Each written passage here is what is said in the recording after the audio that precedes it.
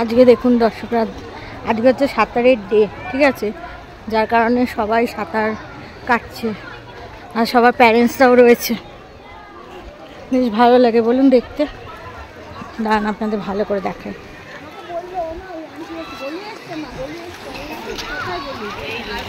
দেখুন সব সাঁতার দিচ্ছে,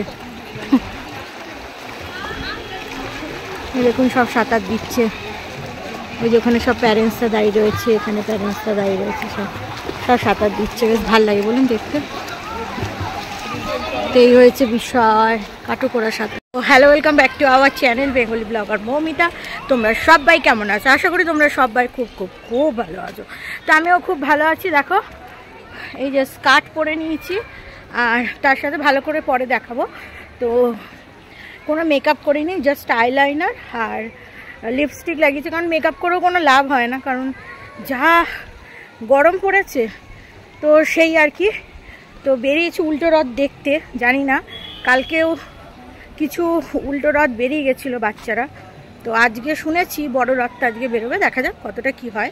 অবস্থাটা দেখুন, পুরো একদম কালো হয়ে রয়েছে, মনে হচ্ছে যেন এক্ষুনি নেমে যাবে বৃষ্টি, এক্ষুনি আর কি নামবে।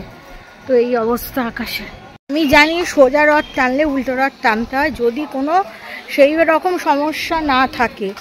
তো শুনেছিলাম যে মানকুণ্ডু মানে রথটা, ঠিক আছে, উল্টো রথটা আজকেই টানা হবে। তো যার কারণে বেরোলাম, কিন্তু রাস্তায় বেরিয়ে যেটা বুঝলাম সেটা হচ্ছে, এই তো দেখো ছাতা নিয়ে বেরোতে হচ্ছে, বৃষ্টি পড়ছে, তো ছাতাটা তো সাথেই ছিল। যেটা বেরিয়ে বুঝলাম সেটা হচ্ছে অলমোস্ট বাচ্চা কাচ্চা সব রথ সব গতকালই টেনে নিয়েছে। তো চলো দেখা যাক মানকুণ্ডুর ব্যাপারটা কি হয়। বন্ধুরা, খোখো খেলার মাঠ, খোখো খেলছে সব, বেশিরভাগ সব মহিলারাই, না ছেলেরাও আছে। তারপরে বৃষ্টি বৃষ্টি হয়ে অবস্থা খুব সঙ্গীন, পুরো রাস্তা ভেজা। যাই হোক, বেরোনোটাই ভুল হয়ে গেছে। দর্শক বন্ধুরা, এই জিলাপিটা এনেছি, ও বাবা পড়ে যাচ্ছে। যাই হোক, সবার খাওয়া হয়ে গেছে, খুব একটা বেশি জিলাপি আনিনি, কারণ কি বলতো, জিলাপি যেই দোকান থেকে আনছিলাম, দাঁড়া তোমাদের সাথে ক্যামেরা করে নিই তারপরে বলছি।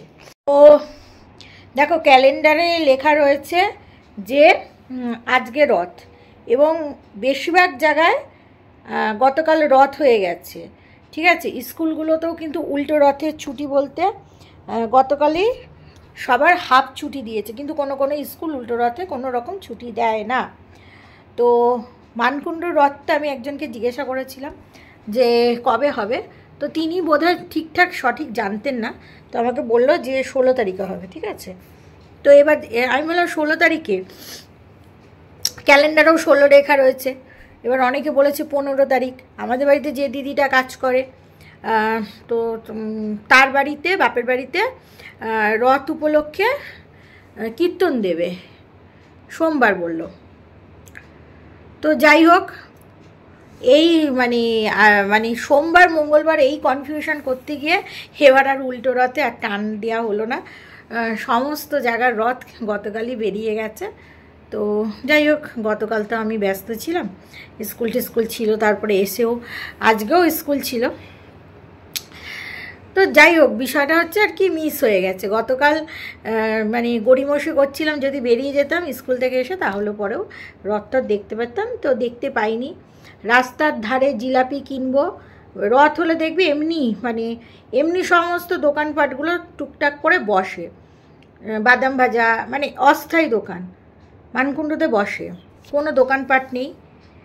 গেছি বাড়ি থেকে, পিটপিট করে বৃষ্টি হচ্ছে, মাঝ রাস্তায় গিয়ে মুষলধারে বৃষ্টি, ক্যামেরাও খুলিনি, বৃষ্টিতে কিছুই করা হয়নি, ব্যাক করে এসেছি। বাড়িতে নিয়ে এসেছি জিলাপি, একটু বেশি করেই আনতাম, কিন্তু বেশি করে আনলাম না, কারণ হাইজিনিক মেনটেন করছে না।